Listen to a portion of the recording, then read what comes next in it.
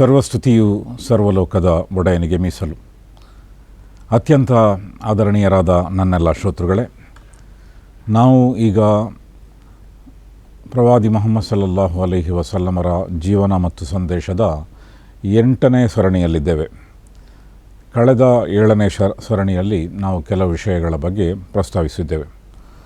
ಅದೇನೆಂದರೆ, ಪ್ರವಾದಿ ಮುಹಮ್ಮದ್ ಸಲ್ಲಲ್ಲಾಹು ಅಲೈಹಿ ವಸಲ್ಲಂ ತಮ್ಮ ಬಾಲ್ಯದಿಂದ ಹಂತ ಹಂತವಾಗಿ ಬೆಳೆದರು ಮತ್ತು ಮೊದಲ ಉದ್ಯೋಗವಾಗಿ ಆಗಿನ ಕಾಲದ ಎಲ್ಲರೂ ಮಾಡುತ್ತಿದ್ದಂತಹ ಒಂದು ಉದ್ಯೋಗ ಅಂತ ಹೇಳಿದರೆ ಕುರಿಗಾಹಿಯ ಉದ್ಯೋಗ. ಮತ್ತು ಈ ಕುರಿ ಮೊಯಿಸುವಂತಹ ಕೆಲಸವನ್ನು ಎಲ್ಲ ಪ್ರವಾದಿಗಳು ಮಾಡಿದ್ದರು ಮತ್ತು ನಾನೂ ಕೂಡ ಮಾಡಿದ್ದೇನೆ ಎಂದು ಪ್ರವಾದಿ ಮುಹಮ್ಮದ್ ಸಲ್ಲಲ್ಲಾಹು ಅಲೈಹಿ ವಸಲ್ಲಂ ಹೇಳಿದಂತಹ ಮಾತನ್ನು ನಾವು ಕಳೆದ ಸರಣಿಯಲ್ಲಿ ಕೇಳಿದ್ದೇವೆ. ಅದೇ ರೀತಿಯಲ್ಲಿ ಇದಕ್ಕೆ ಮೊದಲು ಬಂದಂತಹ ಪ್ರವಾದಿಗಳಾದ ಯೇಸು ಕ್ರಿಸ್ತರು, ಮೋಸೆಸ್ರವರು, ಹೀಗೆ ಎಲ್ಲ ಪ್ರವಾದಿಗಳು ಕೂಡ ಈ ಕುರಿ ಮೇಯಿಸುವಂತಹ ಕೆಲಸವನ್ನು ಮಾಡಿದ್ದರು. ಅದರಲ್ಲಿ ಅದರದೇ ಆದ ನಾಯಕತ್ವದ, ತಾಳ್ಮೆಯ, ಧೈರ್ಯದ ತರಬೇತಿಗಳಿವೆ. ಮತ್ತು ಅನಂತರ ಅವರು ವ್ಯಾಪಾರಿಯಾದರು ಮತ್ತು ಈ ಎಲ್ಲ ಕೆಲಸಗಳಲ್ಲಿಯೂ ಕೂಡ ಅವರ 2 ಗುಣ ಬಹಳ ನಿಚ್ಚಳವಾಗಿ ಕಾಣ್ತಾ ಇತ್ತು. ಅದು ಯಾವುದು ಅಂತ ಹೇಳಿದರೆ ಪ್ರಾಮಾಣಿಕತೆ ಮತ್ತು ಸತ್ಯಸಂಧತೆ. ಅವರಿಗೆ ಮೊದಲೇ ಇದ್ದಂತಹ ಒಂದು ಬಿರುದು ಅಂತ ಹೇಳಿದರೆ ಅಲ್ ಅಮೀನ್ ಮತ್ತು ಅಸ್ಸಾದಿಕ್ ಅಂತ ಹೇಳಿದರೆ ಅವರು ಅತ್ಯಂತ ಪ್ರಾಮಾಣಿಕರಾಗಿದ್ದರು ಮತ್ತು ಸತ್ಯಸಂಧರಾಗಿದ್ದರು. ಅನಂತರ ಅವರ ಸತ್ಯಸಂಧತೆ, ಪ್ರಾಮಾಣಿಕತೆ, ಅವರ ಗುಣನಡತೆ, ಅವರ ಶೀಲ ಮತ್ತು ಅವರ ಸಾಮರ್ಥ್ಯ ಇದೆಲ್ಲವನ್ನು ಕಂಡು ಮಾರು ಹೋಗಿ ಖದೀಜತುಲ್ ಕುಬ್ರಾ ರದಿಯಲ್ಲಾಹು ತಾಲಾ ಅನ್ಹಾ ಎಂಬ ಅವರ ಮಾಲಕತ್ವದಲ್ಲಿದ್ದಂತಹ ವ್ಯಾಪಾರದಲ್ಲಿ ಪ್ರವಾದಿ ಮುಹಮ್ಮದ್ ಸಲ್ಲಮರು ಅದರ ಜವಾಬ್ದಾರಿಕೆಯನ್ನು ವಹಿಸಿದ್ದರು. ಆ ಖದೀಜತುಲ್ ಕುಬ್ರಾ ಅವರು ಅವರಿಗೆ ವಿವಾಹದ ಸಂದೇಶವನ್ನು ಕೊಡ್ತಾರೆ. ಇದೆಲ್ಲವೂ ಕೂಡ ಅವರಲ್ಲಿ ಎಂತಹ ಚಾರಿತ್ರ್ಯ, ಉನ್ನತ ಚಾರಿತ್ರ್ಯ ಇತ್ತು ಎಂಬುದನ್ನು ತೋರಿಸಿಕೊಡುತ್ತದೆ. ಅದೇ ರೀತಿಯಲ್ಲಿ ಅವರು ಆ ಕಾಲದಲ್ಲಿ ನಡೆದಂತಹ ನ್ಯಾಯದ ಪರವಹಿಸುವಂತಹ, ಅನ್ಯಾಯದ ವಿರುದ್ಧ ಹೋರಾಡುವಂತಹ ಒಂದು ಒಪ್ಪಂದ, ಅದನ್ನು ಅಬ್ದುಲ್ಲಾ ಬಿನ್ ಜುದ್ಆನ್ ಎಂಬ ಹಿರಿಯರೊಬ್ಬರ ನೇತೃತ್ವದಲ್ಲಿ ಮಾಡಲಾಗಿತ್ತು. ಮತ್ತು ಅದರಲ್ಲಿ ಪ್ರವಾದಿ ಮುಹಮ್ಮದ್ ಸಲ್ಲಲ್ಲಾಹು ಅಲೈಹಿ ವಸಲ್ಲಂ ಅವರ ಚಿಕ್ಕಪ್ಪಂದಿರು ಭಾಗವಹಿಸಿದ್ದರು. ಮತ್ತು ಒಬ್ಬ ಯುವಕನಾಗಿ ಪ್ರವಾದಿ ಮುಹಮ್ಮದ್ ಸಲ್ಲಮರು ಮಾತ್ರ ಭಾಗವಹಿಸಿದ್ದರು. ಇದರಲ್ಲಿಯೂ ಕೂಡ ಪ್ರವಾದಿ ಮುಹಮ್ಮದ್ ಸಲ್ಲಲ್ಲಾಹು ಅಲೈಹಿ ವಸಲ್ಲಂ ಒಬ್ಬ ಯುವಕನಾಗಿದ್ದಾಗಲೇ ಸಮಾಜಮುಖಿಯಾಗಿದ್ದರು ಮತ್ತು ಅನ್ಯಾಯದ ವಿರುದ್ಧ ಧ್ವನಿ ಎತ್ತಲು ಸಿದ್ಧರಾಗಿದ್ದರು ಮತ್ತು ನ್ಯಾಯದ ಪರವಾಗಿ ಸದಾ ಮಾತನಾಡುವಂತಹ ವ್ಯಕ್ತಿಯಾಗಿದ್ದರು ಎಂದು ಇದರಿಂದ ನಮಗೆ ವ್ಯಕ್ತ ಆಗ್ತದೆ. ಈ ರೀತಿ ಜನರು, ಹಿರಿಯ ವ್ಯಕ್ತಿಗಳು ಅವರ ಬಾಲ್ಯದಲ್ಲೇ ಮತ್ತು ಅವರ ಯೌವನದಲ್ಲೇ ಅವರನ್ನು ಒಬ್ಬ ಒಳ್ಳೆಯ ವ್ಯಕ್ತಿಯಾಗಿ ಗುರುತಿಸಿದ್ದರು. ಅನಂತರ ಒಂದು ಪ್ರವಾಹದಿಂದಾಗಿ ಕಾಬಾ ಭವನ ಅದು ಬಿದ್ದು ಹೋದಾಗ ಕಾಬಾದ ಪುನರ್ನಿರ್ಮಾಣ ಮತ್ತು ಅಲ್ಲಿರುವಂತಹ ಹಜರುಲ್ ಅಸ್ವದ್ ಎಂಬ ಕಪ್ಪು ಶಿಲೆಯನ್ನು ಒಂದು ಕಡೆ ಲಗತ್ತಿಸುವಂತಹ ಒಂದು ಹೊಣೆಗಾರಿಕೆ ಬಂದಾಗ ಅದಕ್ಕೆ ಅವರು ಪ್ರವಾದಿ ಮುಹಮ್ಮದ್ ಸಲ್ಲಲ್ಲಾಹು ಅಲೈಹಿ ವಸಲ್ಲಮರನ್ನೇ ಆಯ್ಕೆ ಮಾಡಿದರು. ಮತ್ತು ಆಗ ನಡೆಯಬಹುದಾಗಿದ್ದಂತಹ ಒಂದು ದೊಡ್ಡ ಯುದ್ಧ ಮತ್ತು ನಡೆಯಬಹುದಾಗಿದ್ದಂತಹ ಒಂದು ದೊಡ್ಡ ಸಂಕಷ್ಟ, ಅದನ್ನು ಪ್ರವಾದಿ ಮುಹಮ್ಮದ್ ಸಲ್ಲಲ್ಲಾಹು ಅಲೈಹಿ ವಸಲ್ಲಂ ತಮ್ಮ ವಿಶಿಷ್ಟವಾದ ನಾಯಕತ್ವದ ಗುಣದಿಂದ ಅತ್ಯಂತ ಸುಂದರವಾಗಿ ಅದಕ್ಕೆ ಪರಿಹಾರವನ್ನು ಕಂಡುಹಿಡಿದರು.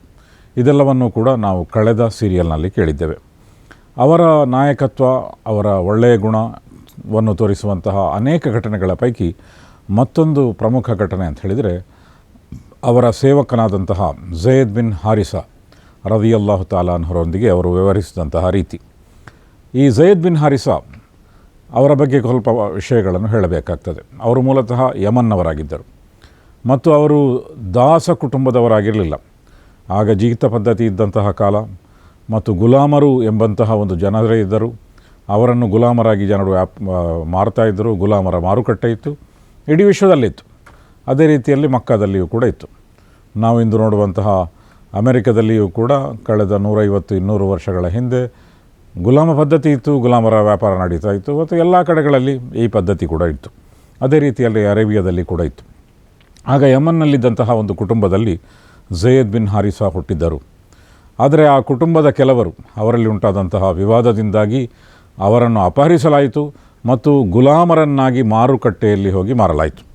ಹೀಗೆ ಪ್ರವಾದಿ ಮುಹಮ್ಮದ್ ಸಲ್ಲಲ್ಲಾಹು ಅಲೈಹಿ ವಸಲ್ಲಮರ ಪತ್ನಿ ವಿವಾಹಕ್ಕಿಂತ ಮೊದಲು ಅವರು ಈ ಝೈದ್ ಬಿನ್ ಹಾರಿಸಾರನ್ನು ಬೆಲೆ ತೆತ್ತು ಒಬ್ಬ ಸೇವಕನನ್ನಾಗಿ ಕೊಂಡುಕೊಂಡಿದ್ದರು.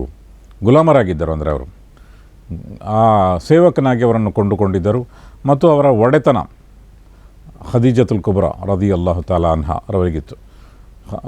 ಆದ್ದರಿಂದ ವಿವಾಹವಾದಾಗ ಪ್ರವಾದಿ ಮುಹಮ್ಮದ್ ಸಲ್ಲಲ್ಲಾಹು ಅಲೈಹಿ ವಸಲ್ಲಮರಿಗೆ ಅವರ ಪತ್ನಿಯಾದಂತಹ ಖದೀಜತುಲ್ ಕುಬ್ರಾ ಹೇಳಿದರು, ನನ್ನ ವತಿಯಿಂದ ನಿಮಗೆ ಇದು ಉಡುಗೊರೆ ಎಂದು ಹೇಳಿ ಝೈದ್ ಬಿನ್ ಹಾರಿಸರನ್ನು ಪ್ರವಾದಿ ಮುಹಮ್ಮದ್ ಸಲ್ಲಲ್ಲಾಹು ಅಲೈಹಿ ವಸಲ್ಲಮರಿಗೆ ಸೇವಕನಾಗಿ ಉಡುಗೊರೆಯಾಗಿ ಕೊಟ್ಟರು.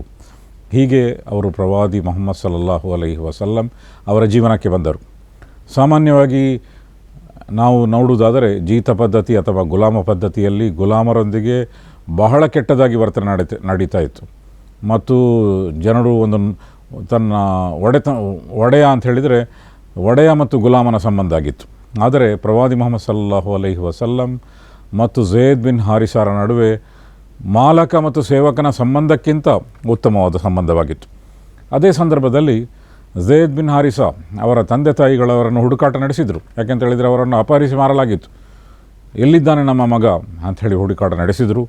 ಕೊನೆಗೆ ಮಕ್ಕಾದ ಅತ್ಯಂತ ದೊಡ್ಡ ಸರದಾರರಾಗಿರುವಂತಹ ಅಬ್ದುಲ್ ಮುತ್ತಲಿಬ್ ಅವರ ಮೊಮ್ಮಗರ ಮನೆಯಲ್ಲಿ ಸೇವಕನಾಗಿ ಸೇರಿಕೊಂಡಿದ್ದಾನೆ ಎಂದು ಅವರಿಗೆ ಗೊತ್ತಾಯಿತು. ಆ ಕಾಲದಲ್ಲಿ ಗುಲಾಮನಾಗಿ ಮಾರಲ್ಪಟ್ಟಿದ್ದರೆ ಅವರನ್ನು ಬಿಡಿಸಬೇಕಾದರೆ ದೊಡ್ಡ ಮೊತ್ತವನ್ನು ಕೊಟ್ಟು ಬಿಡಿಸಿ ಬರಬೇಕಾಗಿತ್ತು. ಆದ್ದರಿಂದ ಅವರ ತಂದೆ ಮತ್ತು ಚಿಕ್ಕಪ್ಪ ಇಬ್ಬರೂ ಸೇರಿ ಬಹಳಷ್ಟು ಹಣವನ್ನು ಸಂಗ್ರಹ ಮಾಡಿದರು. ಆ ಹಣದೊಂದಿಗೆ ಅವರು ಮಕ್ಕಾಕ್ಕೆ ಬಂದರು. ಮತ್ತು ಮಕ್ಕಾದಲ್ಲಿ ಎಲ್ಲರಿಗೂ ಗೊತ್ತಿರುವ ಅಬ್ದುಲ್ ಮುತ್ತಲಿಬ್ ಎಂದರೆ ಎಲ್ಲರಿಗೂ ಗೊತ್ತಿದೆ. ಯಾಕೆಂತ ಹೇಳಿದರೆ ಅಬ್ದುಲ್ ಮುತ್ತಲಿಬ್ ಅಲ್ಲಿ ಕಾಬಾ ಭವನದ ಮುಖ್ಯಸ್ಥರಾಗಿದ್ದರು, ಮೊಕ್ತೇಸರರಾಗಿದ್ದರು ಮತ್ತು ಅವರು ಕುಳಿತುಕೊಳ್ಳುವಂತಹ ಒಂದು ವಿಶೇಷವಾದಂತಹ ಚಾವಡಿ ಇತ್ತು. ದೊಡ್ಡ ನಾಯಕ ಅವರು. ಅವರ ಮೊಮ್ಮಗನ ಬಗ್ಗೆಯೂ ಕೂಡ ಎಲ್ಲರಿಗೂ ಗೊತ್ತಿತ್ತು. ಮುಹಮ್ಮದ್ ಸಲ್ಲಲ್ಲಾಹು ಅಲೈಹಿ ವಸಲ್ಲಂ ಜನಜನಿತವಾದಂಥ ವ್ಯಕ್ತಿ, ಪ್ರಾಮಾಣಿಕ ಮತ್ತು ಸತ್ಯಸಂಧನಾದಂತಹ ವ್ಯಕ್ತಿ ಎಂದು ಜನಜನಿತರಾದಂತಹ ವ್ಯಕ್ತಿ ಮತ್ತು ಒಬ್ಬ ಯುವಕನಾಗಿ ಅನೇಕ ಸಮಸ್ಯೆಗಳನ್ನು ಪರಿಹರಿಸಿದ ಸಮಾಜಮುಖಿಯಾದ ಎಲ್ಲರಿಗೂ ಗೊತ್ತಿರುವಂತಹ ಒಂದು ವ್ಯಕ್ತಿ ಅವರ ಮನೆಯಲ್ಲಿ ಸೇವಕನಾಗಿ ಸೇರಿದ್ದಾನೆ ಎಂದು ಎಲ್ಲರಿಗೂ ಗೊತ್ತಿತ್ತು. ಆಗ ಅವರು ಭಾವಿಸಿದರು, ಮಕ್ಕಾಕ್ಕೆ ಬಂದರು, ಯಾರ ಬಳಿ ಇದ್ದಾರೆ ಅಂತ ಗೊತ್ತಾಯಿತು. ಕೊನೆಗೆ ಅವರು ಪ್ರವಾದಿ ಮುಹಮ್ಮದ್ ಸಲ್ಲಲ್ಲಾಹು ಅಲೈಹಿ ವಸಲ್ಲಂ ಕಾಬಾ ಭವನಕ್ಕೆ ಬರುವುದನ್ನು ಕಾಯುತ್ತಾ ಕುಳಿತರು. ಕಾಬಾ ಭವನಕ್ಕೆ ಬಂದಾಗ ಅವರು ತಮ್ಮ ಪರಿಚಯ ಮಾಡಿಕೊಂಡರು. ನಾವು ಯಮನ್ನಿಂದ ಬಂದಿದ್ದೇವೆ, ನಮ್ಮ ಮಗ ಝೈದ್ ಬಿನ್ ಹಾರಿಸಾ ಅವನು ನಿಮ್ಮ ಮನೆಯಲ್ಲಿದ್ದಾನೆ ಅಂತ ಹೇಳಿ ಗೊತ್ತಾಯಿತು ಸೇವಕನಾಗಿ. ಆದ್ದರಿಂದ ನಾವು ಎಷ್ಟು ಹಣ ಕೊಡಲಿಕ್ಕೂ ಕೂಡ ಸಿದ್ಧರಿದ್ದೇವೆ, ಅವರನ್ನೊಂದು ಬಿಡುಗಡೆ ಮಾಡಬೇಕು. ಆಗ ಪ್ರವಾದಿ ಮುಹಮ್ಮದ್ ಸಲ್ಲಲ್ಲಾಹು ಅಲೈಹಿ ವಸಲ್ಲಂ ಹೇಳಿದರು, ನಿಮ್ಮ ಮಗ ಆದರೆ ನನಗಿಂತ ಹೆಚ್ಚು ಹಕ್ಕು ನಿಮ್ಮ ಮೇಲೆ ಖಂಡಿತವಾಗಿಯೂ ಅವನ ಮೇಲೆ ನಿಮಗಿದೆ. ಆದ್ದರಿಂದ ಅವನು ಮಗ ಆದರೆ ಖಂಡಿತವಾಗಿಯೂ ನಾನು ನಿಮ್ಮ ಜೊತೆಗೆ ಕೊಟ್ಟು ಕಳಿಸಲಿಕ್ಕೆ ಸಿದ್ಧನಿದ್ದೇನೆ. ಆದರೆ ಝೈದ್ ಬಿನ್ ಹಾರಿಸಾ ಈಗ ಸಣ್ಣ ಬಾಲಕನಲ್ಲ, ಅವನು ಪ್ರಬುದ್ಧತೆಗೆ ತಲುಪಿರುವಂತಹ ನಿರ್ಧಾರ ಸಾಮರ್ಥ್ಯವುಳ್ಳಂತಹ ಒಬ್ಬ ಬಾಲಕ. ಆದ್ದರಿಂದ ನಾನು ಅವನಿಗೆ ಸದಾ ಒಬ್ಬ ಗುಲಾಮನಂತೆ ಅವನನ್ನು ನೋಡಿಕೊಂಡಿಲ್ಲ, ಬದಲಾಗಿ ಅವನ ನಿರ್ಧಾರ ಸಾಮರ್ಥ್ಯ, ಅವನ ಪ್ರಬುದ್ಧತೆ ಅದನ್ನು ಗೌರವಿಸಿಯೇ ವ್ಯವಹರಿಸಿದ್ದೇನೆ. ಆದ್ದರಿಂದ ಅದಕ್ಕಿಂತ ಭಿನ್ನವಾದ ವ್ಯವಹಾರ ಈಗ ಮಾಡಲಿಕ್ಕೆ ಸಾಧ್ಯ ಇಲ್ಲ. ನಾವು ಆ ಝೈದ್ ಬಿನ್ ಹಾರಿಸಾ ನಿಮ್ಮ ಮಗಳೊಂದಿಗೆ ಕೇಳೋಣ, ನಿನ್ನ ಆಯ್ಕೆ ಯಾವುದು? ನೀನು ತಂದೆ ತಾಯಿಯೊಂದಿಗೆ ಹೋಗಲಿಕ್ಕೆ ಅವನು ಸಿದ್ಧನಾದರೆ ನೀವು ಖಂಡಿತವಾಗಿಯೂ ಕೊಂಡು ಹೋಗ್ಬೋದು ಮತ್ತು ಅದಕ್ಕೆ ಯಾವುದೇ ಹಣ ಬೇಡ. ನಾನು ಅದಕ್ಕಾಗಿ ಹಣ ತೆಗೆದುಕೊಳ್ಳ ಬಯಸುವುದಿಲ್ಲ. ಆದರೆ ಒಂದು ವೇಳೆ ಒಬ್ಬ ಪ್ರಬುದ್ಧ ಬಾಲಕ ಎಂಬ ನೆಲೆಯಲ್ಲಿ ಅವನು ನನ್ನೊಂದಿಗೆ ಉಳಿಯುವಂತಹ ತೀರ್ಮಾನವನ್ನು ಮಾಡಿದರೆ ಅನಂತರ ನಿಮ್ಮ ಜೊತೆಗೆ ಅವನನ್ನು ಕಳುಹಿಸಿಕೊಳ್ಳಲಿಕ್ಕೆ ನನಗೆ ಖಂಡಿತವಾಗಿಯೂ ಸಾಧ್ಯ ಇಲ್ಲ. ಅದನ್ನು ನೀವು ಕ್ಷಮಿಸಬೇಕು. ಆಯ್ಕೆ ಅವನಿಗೆ ಬಿಟ್ಟದ್ದು. ಆಯ್ಕೆ ನಾವು ಪ್ರಬುದ್ಧ ಬಾಲಕ ಎಂಬ ನೆಲೆಯಲ್ಲಿ ಅವನ ಬಗ್ಗೆ ನಾನು ತೀರ್ಮಾನ ಮಾಡುವಂತಿಲ್ಲ, ಬಾಲಕನೇ ತೀರ್ಮಾನ ಮಾಡಬೇಕು. ಚಿಕ್ಕಪ್ಪ ಮತ್ತು ತಂದೆ ಬಹಳ ಸಂತುಷ್ಟರಾದರು. ಸಂತೋಷಕ್ಕೆ ಎರಡು ಕಾರಣ ಇತ್ತು. ಒಂದು ಕಾರಣ ಏನಂತ ಹೇಳಿದರೆ, ಬಹಳ ಕಷ್ಟಪಟ್ಟು ಅವರು ಶೇಖರಿಸಿದಂತಹ ಹಣ, ಆ ಎಲ್ಲ ಹಣ ಉಳಿಯಿತು ಮತ್ತು ಇಂತಹ ಒಬ್ಬ ಒಳ್ಳೆಯ ವ್ಯಕ್ತಿಯನ್ನು ನಾವು ಭೇಟಿಯಾಗಿದ್ದೇವೆ. ಮತ್ತು ಎರಡನೇ ಸಂತೋಷ ಏನಂತ ಹೇಳಿದರೆ, ಝೈದ್ ಬಿನ್ ಹಾರಿಸಾ ಒಬ್ಬ ಗುಲಾಮನಾಗಿಲ್ಲ, ಬದಲಾಗಿ ಒಂದು ಒಳ್ಳೆಯ ಮನೆತನದಲ್ಲಿ ಬಹಳ ಒಳ್ಳೆಯ ಬದುಕನ್ನು ಬಾಳ್ತಾ ಇದ್ದಾನೆ. ಮತ್ತು ಅವರ ಮೂರನೇ ಸಂತೋಷವೂ ಇತ್ತು. ಆ ಸಂತೋಷ ಏನು ಅಂತ ಹೇಳಿದರೆ, ಮಗ ಸಹಜವಾಗಿಯೇ ತಂದೆ ಮತ್ತು ಚಿಕ್ಕಪ್ಪ ಬಂದಾಗ ನಮ್ಮ ಜೊತೆಗೆ ಅವನು ಬರ್ತಾನೆ, ಆದ್ದರಿಂದ ನಮ್ಮ ಮಗ ಕೂಡ ನಮಗೆ ಖಂಡಿತವಾಗಿಯೂ ಸಿಗ್ತಾನೆ ಎಂಬ ಸಂತೋಷದಿಂದ ಅವರು ಪ್ರವಾದಿ ಮುಹಮ್ಮದ್ ಸಲ್ಲಲ್ಲಾಹು ಅಲೈಹಿ ವಸಲ್ಲಮರ ಜೊತೆಗೆ ಅವರ ಮನೆಗೆ ಹೊರಟರು. ಮತ್ತು ಝೈದ್ ಬಿನ್ ಹಾರಿಸಾ ತಮ್ಮ ತಂದೆ ಮತ್ತು ಚಿಕ್ಕಪ್ಪನನ್ನು ನೋಡಿ ಅವರಿಗೆ ಬಹಳ ಸಂತೋಷ ಆಯಿತು. ಅವರಿಗೆ ಅವರ ಪರಿಚಯವೂ ಸಿಕ್ಕಿತು. ಬಹಳ ಕುಶಲೋಪರಿ ಅವರು ನಡೆಸಿದರು. ಅನಂತರ ಇನ್ನು ತೀರ್ಮಾನದ ಪ್ರಶ್ನೆ ಬಂದಾಗ ಝೈದ್ ಬಿನ್ ಹಾರಿಸಾ ಹೇಳಿದರು, ನಾನು ಈ ಮನೆಯಲ್ಲಿ ಸಂತುಷ್ಟನಾಗಿದ್ದೇನೆ ಮತ್ತು ನನಗೂ ಪ್ರವಾದಿ ಮುಹಮ್ಮದ್ ಸಲ್ಲಲ್ಲಾಹು ಅಲೈಹಿ ವಸಲ್ಲಮರಿಗೂ ಬಹಳ ಆಳವಾದಂತಹ ಒಂದು ಸಂಬಂಧ ಇದೆ ಮತ್ತು ಒಂದು ಗೌರವದ ಸಂಬಂಧ ಇದೆ. ಆ ಗೌರವದ ಸಂಬಂಧದ ಕಾರಣ ನಾನಿಲ್ಲಿ ಸಂತೃಪ್ತವಾಗಿದ್ದೇನೆ. ಪ್ರವಾದಿ ಇನ್ನೂ ಪ್ರವಾದಿ ಆಗಿರಲಿಲ್ಲ ಆಗ. ಆ ಸಂದರ್ಭದಲ್ಲೇ ಅವರ ಚಾರಿತ್ರ್ಯ ಅಷ್ಟು ಉನ್ನತವಾಗಿತ್ತು. ಆದ್ದರಿಂದ ನಾನು ನನ್ನ ನಾಯಕನಾಗಿರುವಂತಹ, ನನ್ನ ಯಜಮಾನನೂ ಆಗಿರುವಂತಹ, ನನ್ನ ಸರ್ವಸ್ವವೂ ಆಗಿರುವಂತಹ ಮುಹಮ್ಮದ್ ಸಲ್ಲಲ್ಲಾಹು ಅಲೈಹಿ ವಸಲ್ಲಮರನ್ನು ಬಿಟ್ಟು ಹೋಗಲಿಕ್ಕೆ ಖಂಡಿತ ಸಿದ್ಧನಾಗುವುದಿಲ್ಲ ಎಂದು ಹೇಳಿದಾಗ ಪ್ರವಾದಿ ಮುಹಮ್ಮದ್ ಸಲ್ಲಲ್ಲಾಹು ಅಲೈಹಿ ವಸಲ್ಲಂ ಹೇಳಿದರು, ನೀವು ನೋಡಿದ್ದೀರಲ್ಲ, ಅವನ ತೀರ್ಮಾನ ಎಂಬುದನ್ನು ನೀವು ನೋಡಿದ್ದೀರಿ, ಆದ್ದರಿಂದ ನನ್ನ ತೀರ್ಮಾನವನ್ನು ನೋಡಿ ಎಂದು ಹೇಳಿ ಝೈದ್ ಬಿನ್ ಹಾರಿಸಾನ ಕೈ ಹಿಡಿದು ಕರೆದುಕೊಂಡು ಹೋದರು. ಚಿಕ್ಕಪ್ಪ ಮತ್ತು ತಂದೆಯೂ ಕೂಡ ಅವರ ಜೊತೆಗಿದ್ದರು. ಕರೆದುಕೊಂಡು ಹೋಗಿ ಕಾಬಾ ಭವನದ ಬಳಿ ಹೋಗಿ ಅವರೊಂದು ಪ್ರಕಟಣೆ ಮಾಡಿದರು, ಅವರ ಕೈಯನ್ನು ಎತ್ತಿ. ಅದೇನಂತ ಹೇಳಿದರೆ, ಝೈದ್ ಬಿನ್ ಹಾರಿಸಾ ನನ್ನ ಸೇವಕನಾಗಿದ್ದ ಇಲ್ಲಿಯ ತನಕ, ಇನ್ನೂ ಸ್ವತಂತ್ರ. ಅಲ್ಲಿ ಒಂದು ಗುಲಾಮನನ್ನು ಸ್ವತಂತ್ರಗೊಳಿಸುವುದು ಅಂತ ಹೇಳಿದರೆ ಅದು ದೊಡ್ಡ ವಿಷಯವಾಗಿತ್ತು. ಇಸ್ಲಾಮಿನಲ್ಲಿ ಅದಕ್ಕೆ ಬಹಳ ಮಹತ್ವವನ್ನು ಕೊಡಲಾಗಿದೆ. ಅತ್ಯಂತ ಒಳ್ಳೆಯ ಕಾರ್ಯ ಯಾವುದು ಅಂತ ಹೇಳಿದರೆ ಗುಲಾಮರನ್ನು ಸ್ವತಂತ್ರಗೊಳಿಸುವುದು. ಆದ್ದರಿಂದ ನೀವು ಇಸ್ಲಾಮಿ ಇತಿಹಾಸದಲ್ಲಿ ನೋಡ್ತಾ ಇದ್ದೀರಿ, ಅನೇಕರು ಗುಲಾಮರನ್ನು ಖರೀದಿಸಿ ಸ್ವತಂತ್ರಗೊಳಿಸ್ತಾ ಇದ್ದರು, ಮಾರುಕಟ್ಟೆಯಿಂದ ಖರೀದಿಸಿ ಸ್ವತಂತ್ರಗೊಳಿಸ್ತಾ ಇದ್ದರು, ಅಥವಾ ತಮ್ಮ ಮನೆಯಲ್ಲಿದ್ದಂತಹ ಗುಲಾಮನನ್ನು ಸ್ವತಂತ್ರಗೊಳಿಸ್ತಾ ಇದ್ದರು. ಈ ಮೂಲಕ ಗುಲಾಮ ಪದ್ಧತಿಯನ್ನು ಅಳಿಸಲಿಕ್ಕೆ ಪ್ರಾಯೋಗಿಕವಾದಂತಹ, ಆಗಿನ ಕಾಲದಲ್ಲಿ ಅತ್ಯಂತ ಪ್ರಾಯೋಗಿಕವಾದಂತಹ, ನಾಳೆಯಿಂದ ಗುಲಾಮ ಪದ್ಧತಿ ಇಲ್ಲ ಎಂದು ಹೇಳಿದರೆ ಅದನ್ನು ಅಳಿಸಲಿಕ್ಕೆ ಸಾಧ್ಯ ಇರಲಿಲ್ಲ. ಹಾಗೆ ಅದು ಅಷ್ಟು ಸುಲಭದ ಕೆಲಸ ಆಗಿರಲಿಲ್ಲ, ಯಾಕೆಂತ ಹೇಳಿದರೆ ಇಡೀ ವಿಶ್ವದಲ್ಲಿತ್ತು. ಆದ್ದರಿಂದ ಪ್ರಾಯೋಗಿಕವಾದಂತಹ ಒಂದು ಪದ್ಧತಿ ಏನು ಅಂತ ಹೇಳಿದರೆ ಗರಿಷ್ಠ ಮಟ್ಟದಲ್ಲಿ ಗುಲಾಮರನ್ನು ವಿಮೋಚನೆಗೊಳಿಸುವುದು ಮತ್ತು ಅವರಿಗೆ ಒಳ್ಳೆಯ ಸ್ಥಾನವನ್ನು ಕೊಡುವುದು. ಆದ್ದರಿಂದ ಪ್ರವಾದಿ ಮುಹಮ್ಮದ್ ಸಲ್ಲಲ್ಲಾಹು ಅಲೈಹಿ ವಸಲ್ಲಂ ಅವರನ್ನು ವಿಮೋಚನೆಗೊಳಿಸಿದರು ಮತ್ತು ಹೇಳಿದರು, ಇನ್ನು ತೀರ್ಮಾನ ಬಾಲಕನಿಗೆ ಬಿಟ್ಟದ್ದು. ಝೈದ್ ಬಿನ್ ಹಾರಿಸಾ ಎಂಬ ಪ್ರಬುದ್ಧ ಬಾಲಕನಿಗೆ ಅವನು ಯಾವ ತೀರ್ಮಾನವನ್ನು ಬೇಕಾದರೂ ಮಾಡ್ಬೋದು. ಅಲ್ಲಿಯೂ ಕೂಡ ಝೈದ್ ಬಿನ್ ಹಾರಿಸಾ ಹೇಳಿದರು, ನಾನು ನನ್ನ ಜೀವಮಾನ ಇಡೀ ಪ್ರವಾದಿ ಮುಹಮ್ಮದ್ ಸಲ್ಲಲ್ಲಾಹು ಅಲೈಹಿ ವಸಲ್ಲಮರ ಜೊತೆಗಿರುತ್ತೇನೆ ಮತ್ತು ಅವರು ಹೇಗೆ ನನಗೆ ಮಾರ್ಗದರ್ಶನ ಮಾಡುತ್ತಾರೋ ಅದನ್ನೇ ನಾನು ಮಾಡುತ್ತೇನೆ. ಹೀಗೆ ಝೈದ್ ಬಿನ್ ಹಾರಿಸಾ ಪ್ರವಾದಿ ಮುಹಮ್ಮದ್ ಸಲ್ಲಲ್ಲಾಹು ಅಲೈಹಿ ವಸಲ್ಲಮರ ಜೊತೆಗಿದ್ದರು ಮತ್ತು ಪ್ರವಾದಿಯಾದಾಗ ಮೊಟ್ಟ ಮೊದಲು ಇಸ್ಲಾಂ ಸ್ವೀಕರಿಸಿದವರ ಪೈಕಿ ಅವರು ಒಬ್ಬರಾಗಿದ್ದರು. ಇದು ಕೂಡ ಪ್ರವಾದಿ ಮುಹಮ್ಮದ್ ಸಲ್ಲಲ್ಲಾಹು ಅಲೈಹಿ ವಸಲ್ಲಂ ಅವರ ಘಟನೆ, ಅವರ ಜೀವನ ಎಷ್ಟು ಪಾವನವಾಗಿತ್ತು ಮತ್ತು ಅವರ ವ್ಯಕ್ತಿತ್ವ ಎಷ್ಟು ಆಕರ್ಷಕವಾಗಿತ್ತು ಮತ್ತು ಅವರ ಪ್ರಾಮಾಣಿಕತೆಗೆ ಹೇಗೆ ಜನರು ಮಾರು ಹೋಗ್ತಾ ಇದ್ದರು ಎಂಬುದಕ್ಕೆ ಒಂದು ಉದಾಹರಣೆ. ಹೀಗೆ ಝೈದ್ ಬಿನ್ ಹಾರಿಸಾ ಮತ್ತು ಪ್ರವಾದಿ ಮುಹಮ್ಮದ್ ಸಲ್ಲಲ್ಲಾಹು ಅಲೈಹಿ ವಸಲ್ಲಮರ ಸಂಬಂಧ ಕೂಡ ಅವರ ನಾಯಕತ್ವದ ಗುಣವನ್ನು ನಮ್ಮ ಮುಂದೆ ತಂದಿರಿಸುತ್ತದೆ. ಮತ್ತು ಝೈದ್ ಬಿನ್ ಹಾರಿಸಾ ಮೊಟ್ಟ ಮೊದಲು ಇಸ್ಲಾಂ ಸ್ವೀಕಾರ ಮಾಡಿದ್ದರು. ಅದೇ ರೀತಿಯಲ್ಲಿ ಇಸ್ಲಾಂ ಸ್ವೀಕಾರ ಮಾಡುವವರ ಪೈಕಿ ಮೊದಲಿಗರು ಯಾರು ಅಂತ ಹೇಳಿದರೆ ಪ್ರವಾದಿ ಮುಹಮ್ಮದ್ ಸಲ್ಲಲ್ಲಾಹು ಅಲೈಹಿ ವಸಲ್ಲಮರ ಜೊತೆಗೆ ಅತ್ಯಂತ ಹತ್ತಿರದಲ್ಲಿದ್ದಂತಹ ವ್ಯಕ್ತಿಗಳು ಮೊದಲು ಅವರು ಪ್ರವಾದಿಯಾಗಿದ್ದಾರೆ ಎಂದು ಒಪ್ಪಿಕೊಂಡರು ಮತ್ತು ಅವರು ಸಮರ್ಪಿಸಿದಂತಹ ಹೊಸ ಸಂದೇಶವನ್ನು ಒಪ್ಪಿ ಅವರು ಇಸ್ಲಾಂ ಸ್ವೀಕಾರ ಮಾಡಿದರು.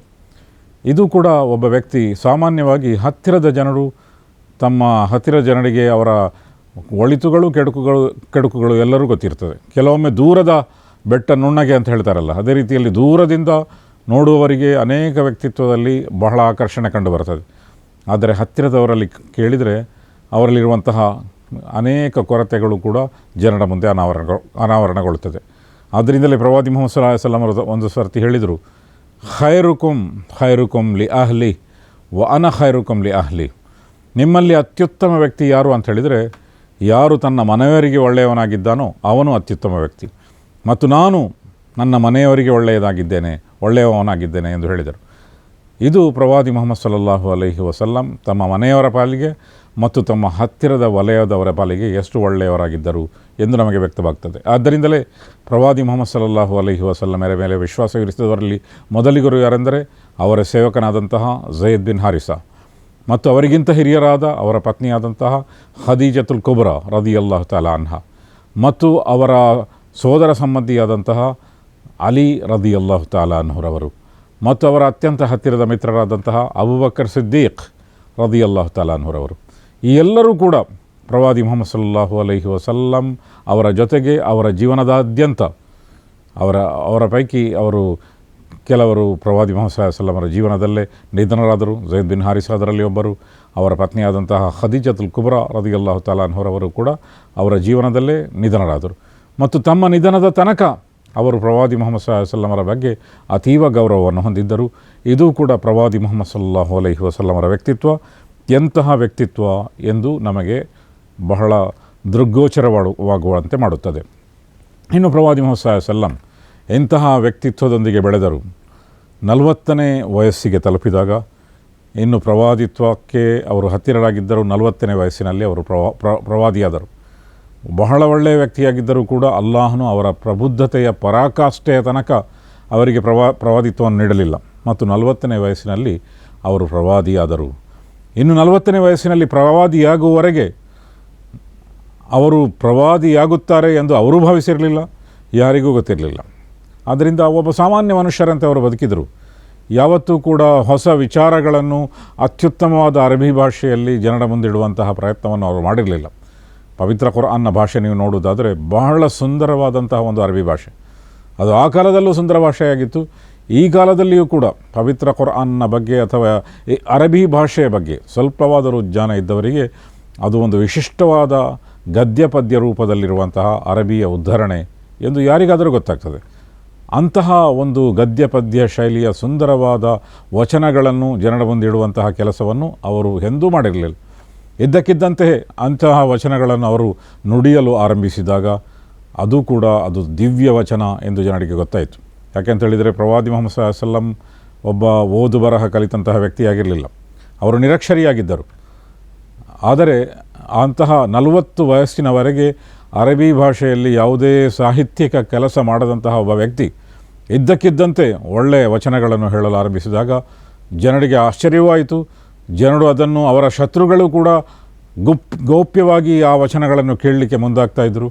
ಆದ್ದರಿಂದ ಇದು ಕೂಡ ಪ್ರವಾದಿ ಮುಹಮ್ಮದ್ ಸಲ್ಲಲ್ಲಾಹು ಅಲೈಹಿ ವಸಲ್ಲಂ ಎಂತಹ ಸರಳ ವ್ಯಕ್ತಿಯಾಗಿದ್ದರು ಮತ್ತು ಎಂತಹ ನೈಜ ವ್ಯಕ್ತಿಯಾಗಿದ್ದರು ಎಂದು ನಮಗೆ ವ್ಯಕ್ತ ಆಗ್ತದೆ. ಯಾಕೆಂತ ಹೇಳಿದರೆ ಈ ಕಾಲದಲ್ಲೆಲ್ಲ ಅನೇಕ ತಮ್ಮನ್ನು ದೈವಾಂಶ ಸಂಭೂತರು ಅಂತ ಹೇಳಿಕೊಳ್ಳುವಂತಹ ಜನರು ಇತಿಹಾಸದಲ್ಲಿ ಬೇಕಾದಷ್ಟು ಬಂದಿದ್ದಾರೆ ಮತ್ತು ಈ ಕಾಲದಲ್ಲಿಯೂ ಕೂಡ ಇದ್ದಾರೆ.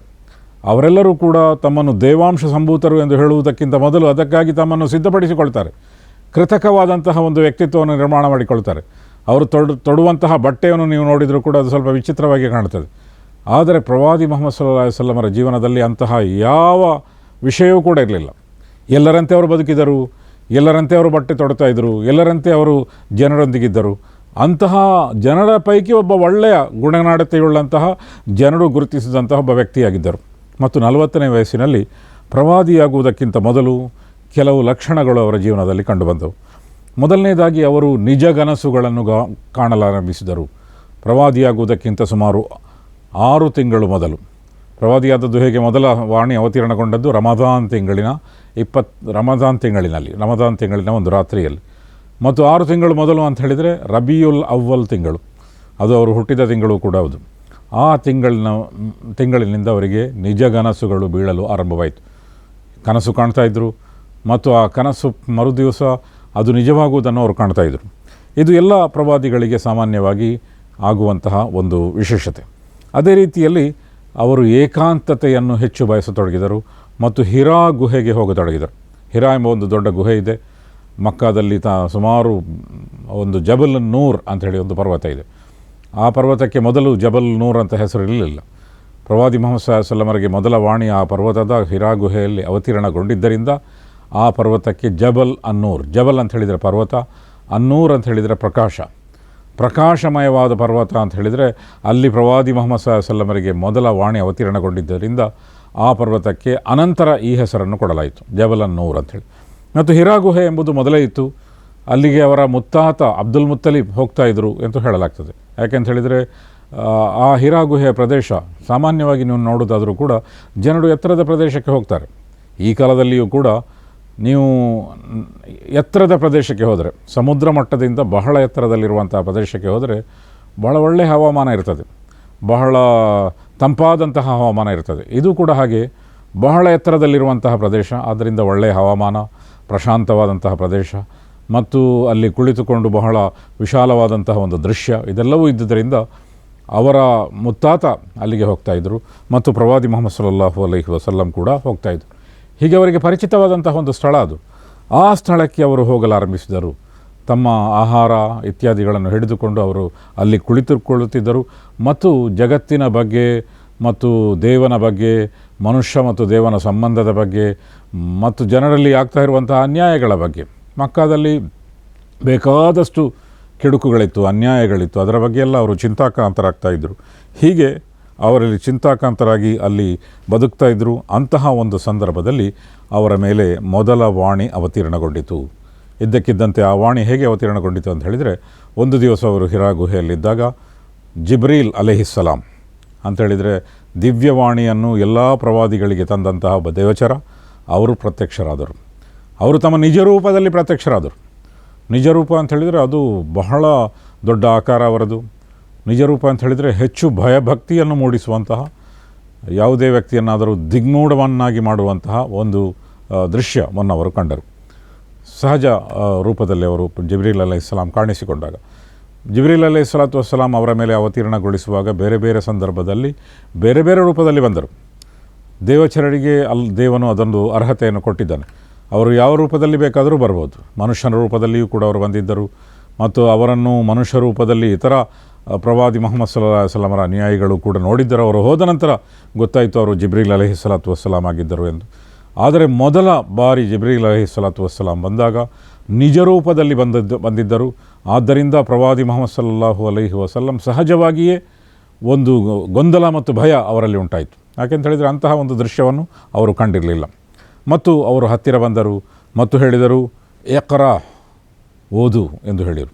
ಓದಿರಿ, ಇದು ಅವರು ಹೇಳಿದಂತಹ ಮೊದಲ ಮಾತು.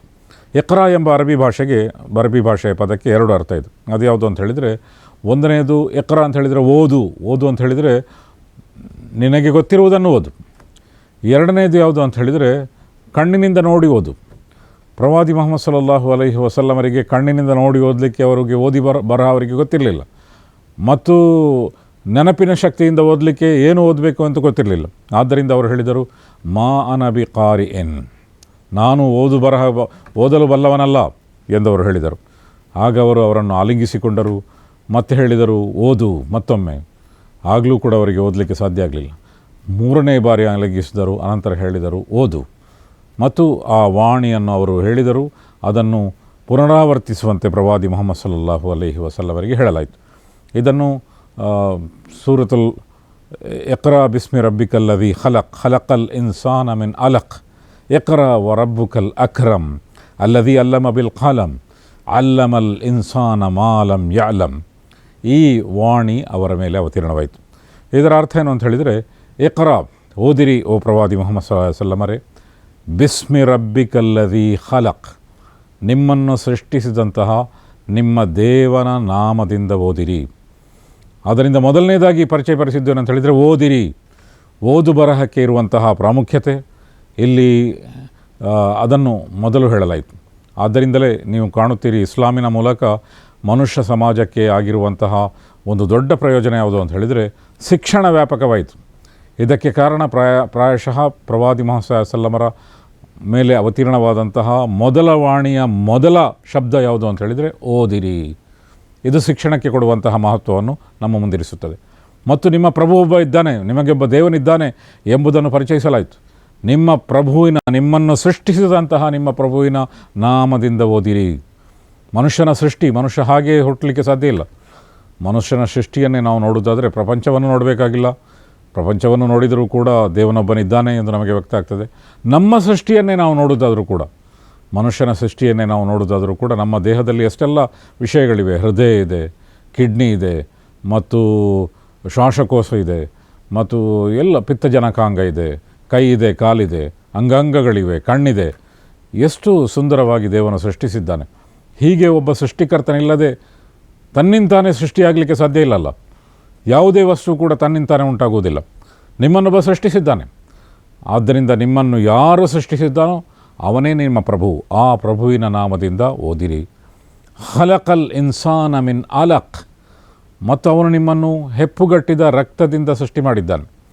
ದೇವನು ಮನುಷ್ಯನನ್ನು ಹೇಗೆ ಸೃಷ್ಟಿ ಮಾಡಿದ್ದಾನೆ ಎಂದು ನಮಗೆ ಗೊತ್ತಿದೆ.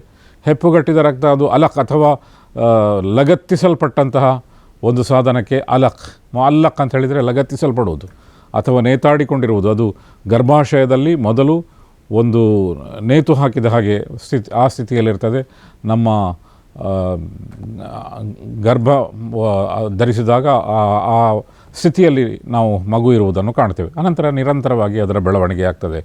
ಇದು ಆರಂಭದ ಒಂದು ವಚನದಲ್ಲೇ ಮನುಷ್ಯನ ಸೃಷ್ಟಿಯ ಅದರಲ್ಲಿರುವಂತಹ ಸೂಕ್ಷ್ಮತೆ ಇತ್ಯಾದಿಗಳನ್ನು ಗಮನಿಸಲಿಕ್ಕೆ ಹೇಳಲಾಯಿತು. ನಿಮ್ಮನ್ನು ಹೆಪ್ಪುಗಟ್ಟಿದ ರಕ್ತದಿಂದ ಅವನು ಸೃಷ್ಟಿಸಿದನು. ಇಕ್ರಾ ವರಬ್ಬುಕಲ್ ಅಕ್ರಮ್, ಮತ್ತು ಓದಿರಿ. 2 ಬಾರಿ ಹೇಳಲಾಯಿತು ಓದಿರಿ ಅಂತ. ಮತ್ತು ಓದಿರಿ, ನಿಮ್ಮ ದೇವನಾದರೂ ಬಹಳ ಉದಾರಿ ಮತ್ತು ಗೌರವಾರ್ಹನಾಗಿದ್ದಾನೆ. ಅಲ್ಲದಿ ಅಲ್ಲಮ ಬಿಲ್ ಕಲಂ, ಅವನು ಲೇಖನಿಯ ಮೂಲಕ ನಿಮಗೆ ಜ್ಞಾನ ಕಲಿಸಿದನು. ಅಲ್ಲಮಲ್ ಇನ್ಸಾನ ಮಾಲಂ ಯಅಲಂ, ಮತ್ತು ಯಾವ ಜ್ಞಾನದ ಬಗ್ಗೆ ಮನುಷ್ಯನಿಗೆ ತಿಳಿದಿರಲಿಲ್ಲವೋ ಆ ಜ್ಞಾನವನ್ನು ಕಲಿಸಿದನು. ಹೀಗೆ ಲೇಖನಿಯ ಮೂಲಕ ಜ್ಞಾನ ಕಲಿಸಿದ್ದು ಕೂಡ ದೇವನು ಆಗಿದ್ದಾನೆ ಎಂದು ಹೇಳಲಾಯಿತು. ನಾವು ನೋಡುವುದಾದರೆ ದೇವನು ನಮಗೆ ಲೇಖನಿಯ ಮೂಲಕ ಬರೆಯುವುದನ್ನು ಮತ್ತು ಜ್ಞಾನ ವರ್ಧನೆಯನ್ನು ಕಲಿಸಿದನು. ಅನೇಕ ಪ್ರವಾದಿಗಳು ಬಂದಿದ್ದಾರೆ.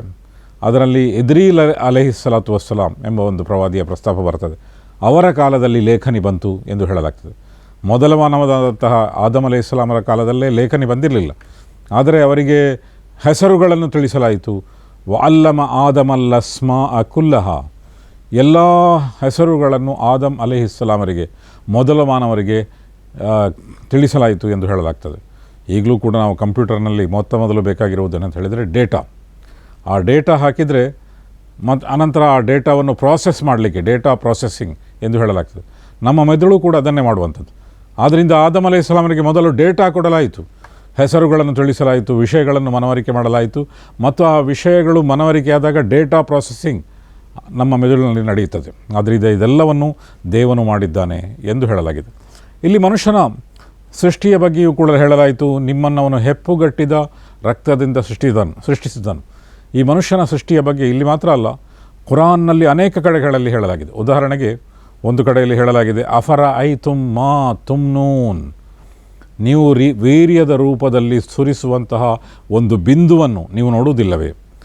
ಅಂತುಮ್ ತಖ್ಲುಖೂನಹು ಅಮ್ ನಹ್ನುಲ್ ಖಾಲಿಖೂನ್, ಅದರ ಮೂಲಕ ಒಂದು ಸೃಷ್ಟಿಯನ್ನು ರೂಪಿಸುವವರು ನೀವೋ ಅಥವಾ ನಾವೋ? ಅಷ್ಟು ಮಾತ್ರ ಮಾಡಿದರೆ ಒಂದು ವೀರ್ಯದ ಬಿಂದು ಮನುಷ್ಯಗೆ ಇರುವಂತಹ ಒಂದು ಮನುಷ್ಯ ಮಾಡುವಂತಹ ಕೆಲಸ ಅಂತ ಹೇಳಿದರೆ ಒಂದು ವೀರ್ಯದ ಬಿಂದುವನ್ನು ಅವನು ಸುರಿಸುತ್ತಾನೆ. ಅನಂತರ ಸೃಷ್ಟಿಯ ಬೇರೆ ಬೇರೆ ಹಂತಗಳ ಮೂಲಕ ದಾಟಿ ಅದು ಒಂದು ಮಗುವಾಗಿ ಬೆಳೆಯುತ್ತದೆ. ಹೀಗೆ ಮಗುವಾಗಿ ಬೆಳೆಯುವಂತಹ ಪ್ರಕ್ರಿಯೆ ಅದನ್ನು ದೇವನು ಮಾಡಿದ್ದಾನೆ. ಅದನ್ನು ಮಾಡಿದವನು ನೀವೋ ಅಥವಾ ನಾವೋ ಎಂದು ಅಲ್ಲಾಹನು ಕೇಳುತ್ತಾನೆ. ಅದೇ ರೀತಿಯಲ್ಲಿ ಈ ಎಂಬ್ರಿಯಾಲಜಿ, ಭ್ರೂಣಶಾಸ್ತ್ರ, ಅದರ ಬಗ್ಗೆ ಒಬ್ಬ ಮಹಾನ್ ಪಂಡಿತರಿದ್ದರು, ಮೊನ್ನೆ ತೀರಿಕೊಂಡರು. ಅವರ ಹೆಸರು ಕೀತ್ ಎಲ್ ಮೋರ್. ಕೆನಡಾದಲ್ಲಿದ್ದರು ಮತ್ತು ಅನೇಕ ಪುಸ್ತಕಗಳನ್ನು ಎಂಬ್ರಿಯಾಲಜಿಯ ಬಗ್ಗೆ ಬರೆದಿದ್ದರು. ಅವರು ಸೌದಿ ಅರೇಬಿಯಾಕ್ಕೆ ಒಮ್ಮೆ ಅವರನ್ನು ಎಂಬ್ರಿಯಾಲಜಿಯ ಬಗ್ಗೆ ಲೆಕ್ಚರ್ ಮಾಡಲಿಕ್ಕಾಗಿ ಕಿಂಗ್ ಫಹದ್ ವಿಶ್ವವಿದ್ಯಾನಿಲಯದಲ್ಲಿ ಅವರನ್ನು ಆಮಂತ್ರಿಸಲಾಯಿತು. ನೀವು ಕೀತ್ ಎಲ್ ಮೋರ್ ಅಂತ ಹೇಳಿ ನೋಡಿದರೆ ನಿಮಗೆ ಅವರ ಪರಿಚಯ, ಸಂಪೂರ್ಣವಾದಂತಹ ಪರಿಚಯ ನಿಮಗೆ ಇಂಟರ್ನೆಟ್ನ ಮೂಲಕ ದೊರೆಯಬಹುದು. ಆ ಸಂದರ್ಭದಲ್ಲಿ ಕೆಲವು ಸೌದಿಯ ಭ್ರೂಣಶಾಸ್ತ್ರಜ್ಞರು ಅವರನ್ನು ಭೇಟಿಯಾಗಿ ಹೇಳಿದರು, ಭ್ರೂಣದ ಬೆಳವಣಿಗೆಯ ಬಗ್ಗೆ ಪವಿತ್ರ ಕುರ್ಆನ್ನಲ್ಲಿ ಅನೇಕ ವಿವರಗಳಿವೆ ಎಂದು ಅವರು ಹೇಳಿದರು. ಆಗ ಅವರು ಹೇಳಿದರಂತೆ, ಆ ವಿವರಗಳು ಏನು ಅಂತ ತನ್ನಿ ಅಂತ ಹೇಳಿ. ಕುರಾನ್ನಲ್ಲಿ ಬೇರೆ ಬೇರೆ ಹಂತಗಳಿವೆ. ಒಂದೊಂದು ಹಂತ, ಒಂದು ಹಂತದ ಮೂಲಕ ಬೇರೆ ಎರಡನೇ ಹಂತ, ಎರಡನೇ ಹಂತದ ಮೂಲಕ ಮೂರನೇ ಹಂತ. ಆಗ ಅವರು ಹೇಳಿದರಂತೆ, ಈ ಕುರಾನ್ ಯಾವಾಗ ಆ ಕುರಾನ್ ಬಂದದ್ದು, ಬರೆಯಲ್ಪಟ್ಟಿದ್ದು? ಆಗ ಅವರು ಹೇಳಿದಂತೆ, ಕುರಾನ್ ಯಾರು ಬರೆದದ್ದಲ್ಲ, ಅದು ದೇವವಾಣಿಯಾಗಿ ಪ್ರವಾದಿ ಮೊಹಮ್ಮದರ ಮೇಲೆ ಅವತೀರ್ಣವಾದದ್ದು, ಇಂದಿಗೆ ಸುಮಾರು 1400 ವರ್ಷಗಳ ಹಿಂದೆ. ಆಗ ಅವರಿಗೆ ಆಶ್ಚರ್ಯ ಆಯ್ತಂತೆ. 1400 ವರ್ಷಗಳ ಹಿಂದೆ ಮನುಷ್ಯನ ಗರ್ಭದಲ್ಲಿರುವಂತಹ ಭ್ರೂಣ ಹೇಗೆ ಬೆಳೆಯುತ್ತದೆ ಎಂಬುದನ್ನು ಅರಿಯಲಿಕ್ಕೆ ಯಾವುದೇ ಮೂಲಗಳಿರಲಿಲ್ಲ. ಆದ್ದರಿಂದ 1400 ವರ್ಷಗಳ ಹಿಂದೆ ಎಷ್ಟು ಕರಾರುವಕ್ಕಾದ ವಿವರಗಳು ಇರಬೇಕಾದರೆ ಖಂಡಿತವಾಗಿಯೂ ಕೂಡ ಇದು ದೈವಿಕ ಗ್ರಂಥ ಎಂದು ನಮಗೆ ವ್ಯಕ್ತ ಆಗ್ತದೆ ಅಂಥೇಳಿ ಅನಂತರ ಅವರು ಇಸ್ಲಾಂ ಕೂಡ ಸ್ವೀಕಾರ ಮಾಡಿದರು ಮತ್ತು ಕುರಾನ್ನ ವಚನಗಳನ್ನು ತಮ್ಮ ಕೆಲವು ಪುಸ್ತಕಗಳಲ್ಲಿ ಅವರು ಸೇರಿಸಿದರು ಕೂಡ. ಅವರ ಹೆಸರು ಕೀತ್ ಎಲ್ ಮೋರ್. ಇದು ಆರಂಭದಲ್ಲೇ ಪವಿತ್ರ ಕುರಾನ್ನ ಆರಂಭಿಕ ವಚನದಲ್ಲೇ ಮನುಷ್ಯನಿಗೆ ಓದುವ ಬಗ್ಗೆ, ಜ್ಞಾನದ ಉದ್ದೀಪನದ ಬಗ್ಗೆ, ಕಲಿಯುವ ಬಗ್ಗೆ ಮತ್ತು ದೇವನ ಮಹಾನತೆಯನ್ನು ಅರಿತುಕೊಳ್ಳುವ ಬಗ್ಗೆ, ದೇವನ ಮತ್ತು ಮನುಷ್ಯನ ಸಂಬಂಧದ ಬಗ್ಗೆ ಮತ್ತು ಲೇಖನಿಯ ಮೂಲಕ ವಿದ್ಯೆ ಕಲಿಸುವ ಬಗ್ಗೆ ಇತ್ಯಾದಿಗಳ ಬಗ್ಗೆ ಹೇಳಲಾಯಿತು. ಆದ್ದರಿಂದ ಈ ವಾಣಿಗಳು ಪ್ರವಾದಿ ಮುಹಮ್ಮದ್ ಸಲ್ಲಲ್ಲಾಹು ಅಲೈಹಿ ವಸಲ್ಲಂ ಅವರ ಮೇಲೆ ಅವತೀರ್ಣವಾಯಿತು ಮತ್ತು ಅವರು ಪ್ರವಾದಿಯಾದರು. ಈ ವಾಣಿಯ ಅವತೀರ್ಣದೊಂದಿಗೆ ಅವರು ಪ್ರವಾದಿಯಾದರು. ಇದಕ್ಕೆ ಮೊದಲೇ ನಾನು ಹೇಳಿರುವ ಹಾಗೆ ಪ್ರವಾದಿ ಮುಹಮ್ಮದ್ ಸಲ್ಲಲ್ಲಾಹು ಅಲೈಹಿ ವಸಲ್ಲಂ ಸೋಮವಾರದಂದು ಉಪವಾಸಾಚರಣೆ ಮಾಡ್ತಾಯಿದ್ರು. ಒಮ್ಮೆ ಅವರೊಂದಿಗೆ ಕೇಳಲಾಯಿತು, ಯಾಕೆ ನೀವು ಉಪವಾಸಾಚರಣೆ ಮಾಡ್ತಾ ಇದ್ದೀರಿ ಅಂತ ಹೇಳಿದರೆ 2 ಕಾರಣಗಳನ್ನು ಅವರು ಹೇಳಿದರು. ಅದು ನಾನು ಹುಟ್ಟಿದ ದಿನ, ಎರಡನೇದಾಗಿ ನನಗೆ ದಿವ್ಯವಾಣಿ ಅವತೀರ್ಣವಾದಂತಹ ದಿನ, ಅದೆರಡೂ ಕೂಡ ಸೋಮವಾರ. ಆದ್ದರಿಂದ ಅದು ಸೋಮವಾರವಾಗಿತ್ತು ಮತ್ತು ರಮದಾನ್ ತಿಂಗಳಿನ ಒಂದು ರಾತ್ರಿಯಾಗಿತ್ತು ಎಂದು ನಮಗೆ ವ್ಯಕ್ತವಾಗ್ತದೆ. ಆ ರಾತ್ರಿಯನ್ನು ಲೈಲತುಲ್ ಖದರ್ ಮತ್ತು ಅತ್ಯಂತ ಪ್ರತಿಷ್ಠಿತವಾದಂತಹ ರಾತ್ರಿ ಎಂದು ಪವಿತ್ರ ಕುರ್ಆನ್ನಲ್ಲಿ ಹೇಳಲಾಗಿದೆ. ಈ ಅನುಭವದೊಂದಿಗೆ ಅವರು ಮನೆಗೆ ಬಂದರು. ಹೊಸ ಅನುಭವ, ಎಷ್ಟು ದೊಡ್ಡ ಆಕಾರದ ಜಿಬ್ರೀಲ್ ಅಲೈಹಿಸ್ಸಲಾತು ವಸ್ಸಲಾಮರನ್ನು ಭೇಟಿಯಾಗಿ ಒಂದು ರೀತಿಯ ಭಯ ಅವರನ್ನು ಆವರಿಸಿಕೊಂಡಿತು. ಮತ್ತು ಅವರ ಮನೆಗೆ ಬಂದಾಗ ನನಗೆ ಹೊದಿಸು ಎಂದು ತಮ್ಮ ಖದೀಜತುಲ್ ಕುಬ್ರಾ ರದಿಯಲ್ಲಾಹು ತಾಲಾ ಅನ್ಹರೊಂದಿಗೆ ಹೇಳಿದರು. ಆಗ ಖದೀಜಾ ಸಹಜವಾಗಿ ಪತ್ನಿ, ಏನಾಗಿದೆ ನನ್ನ ಪತ್ನಿಗೆ ಎಂಬಂತಹ ಒಂದು ಹೊಸ ಅನುಭವ ಅವರಿಗೂ ಕೂಡ. ಅವರು ಹೇಳ್ತಾರೆ, ದೇವನು ಖಂಡಿತವಾಗಿಯೂ ಕೂಡ ನಿಮ್ಮ ಮೇಲೆ ಅನ್ಯಾಯ ಮಾಡಲು ಸಾಧ್ಯ ಇಲ್ಲ. ಯಾಕಂತ ಹೇಳಿದರೆ ನೀವು ಸಂಬಂಧವನ್ನು ಜೋಡಿಸುವವರು, ನೀವು ಬಡಬಗ್ಗರಿಗೆ ನೆರವಾಗುವವರು, ನೀವು ಅನಾಥರ ಬಗ್ಗೆ ಕಳಕಳಿ ಉಳ್ಳವರು, ಹೀಗೆ ಅನೇಕ ಅವರ ಗುಣಗಳನ್ನು ಪತ್ನಿ ಕೊಂಡಾಡ್ತಾರೆ ಈ ಸಂದರ್ಭದಲ್ಲಿ. ಇದು ಕೂಡ ಇನ್ನು ಪ್ರವಾದಿ ಆದದ್ದಷ್ಟೇ. ಅದಕ್ಕಿಂತ ಮೊದಲೇ ಪ್ರವಾದಿ ಮುಹಮ್ಮದ್ ಸಲ್ಲಲ್ಲಾಹು ಅಲೈಹಿ ವಸಲ್ಲಮರ ಚಾರಿತ್ರ್ಯ ಎಷ್ಟು ಉನ್ನತವಾಗಿತ್ತು ಎಂದು ನಮಗೆ ವ್ಯಕ್ತ ಆಗ್ತದೆ. ಅನಂತರ ಅವರು ಪ್ರವಾದಿ ಮುಹಮ್ಮದ್ ಸಲ್ಲಲ್ಲಾಹು ಅಲೈಹಿ ವಸಲ್ಲಮರನ್ನು ತಮ್ಮ ಸೋದರ ಸಂಬಂಧಿಯಾದಂತಹ ವರಕಾ ಬಿನ್ ನೌಫಲ್ ಬಳಿಗೆ ಕೊಂಡು ಹೋಗ್ತಾರೆ. ಯಾಕೆಂತ ಹೇಳಿದರೆ ಆಧ್ಯಾತ್ಮಿಕ ವಿಚಾರಗಳಲ್ಲಿ ಬಹಳ ಪಳಗಿದಂತಹ ವ್ಯಕ್ತಿಯಾಗಿದ್ದರು. ಅವರು ಬಹಳ ಹಿರಿಯ ವ್ಯಕ್ತಿಯಾಗಿದ್ದರು, ಬಹಳ ದೊಡ್ಡ ಪ್ರಾಯದವರು, ಮತ್ತು ಆಗಲೇ ಅವರ ಕಣ್ಣಿನ ದೃಷ್ಟಿಗೆ ಹೋಗಿತ್ತು. ಆದರೆ ಬಹಳ ಜ್ಞಾನವಂತರಾಗಿದ್ದರು. ಅವರು ಮಕ್ಕಾದವರಾಗಿದ್ದರೂ ಕೂಡ ಮಕ್ಕದಲ್ಲಿ ಬಹುದೇವಾರಾಧನೆ ಮತ್ತು ದೇವನಿಂದ ವಿಮುಖನಾಗಿ ಮಾಡುವಂಥ ಅನೇಕ ಕೆಲಸಗಳಿತ್ತು. ಅದರ ಜೊತೆಗೆ ಕೆಲವರು ದೀನೆ ಹನೀಫ್ ಅಂತ ಹೇಳಿದರೆ ಇಬ್ರಾಹಿಂ ಅಲೈಹಿಸ್ಸಲಾಮರು ಯಾವ ಧರ್ಮವನ್ನು 2500 ವರ್ಷಗಳ ಹಿಂದೆ ಏಕದೇವತದ ಸಂದೇಶವನ್ನು ಕೊಟ್ಟಿದ್ದರೋ ಅದನ್ನು ಪಾಲನೆ ಮಾಡುವಂತಹ ಕೆಲವು ವ್ಯಕ್ತಿಗಳು ಕೂಡ ಇದ್ದರು. ಅನಂತರ ಇಬ್ರಾಹಿಂ ಅಲೈಹಿಸ್ಸಲಾಮರ ನಂತರ ಅನೇಕ ಪ್ರವಾದಿಗಳು ಬಂದಿದ್ದರು. ಪ್ರವಾದಿ ಮುಹಮ್ಮದ್ ಸಲ್ಲಮರ ಮೊದಲು 500 ವರ್ಷಗಳ ಹಿಂದೆ ಬಂದಂತಹ ಒಂದು ಕೊನೆಯ ಪ್ರವಾದಿ ಮುಹಮ್ಮದರ ಮತ್ತು ಯೇಸು ಕ್ರಿಸ್ತರ ನಡುವೆ ಯಾವುದೇ ಪ್ರವಾದಿ ಇರಲಿಲ್ಲ. 500 ವರ್ಷಗಳ ಹಿಂದೆ ಬಂದಂತಹ ಪ್ರವಾದಿ ಅಂತ ಹೇಳಿದರೆ ಅದು ಯೇಸು ಕ್ರಿಸ್ತರು. ಇದು ಕೂಡ ಒಂದು ದೊಡ್ಡ ಅವಧಿ. ಇದು ಇಬ್ರಾಹಿಂ ಅಲೈಹಿಸ್ಸಲಾಂ ಮತ್ತು ಯೇಸು ಕ್ರಿಸ್ತರ ನಡುವೆ ನೀವು ನೋಡುವುದಾದರೆ ಎಲ್ಲ ಕಾಲಗಳಲ್ಲಿ ಪ್ರವಾದಿ ಇದ್ದರು, ಅನೇಕ ಪ್ರವಾದಿ ಇದ್ದರು. ಕೆಲವೊಮ್ಮೆ ಒಂದೇ ಕಾಲದಲ್ಲಿ ಅನೇಕ ಪ್ರವಾದಿಗಳಿದ್ದರು.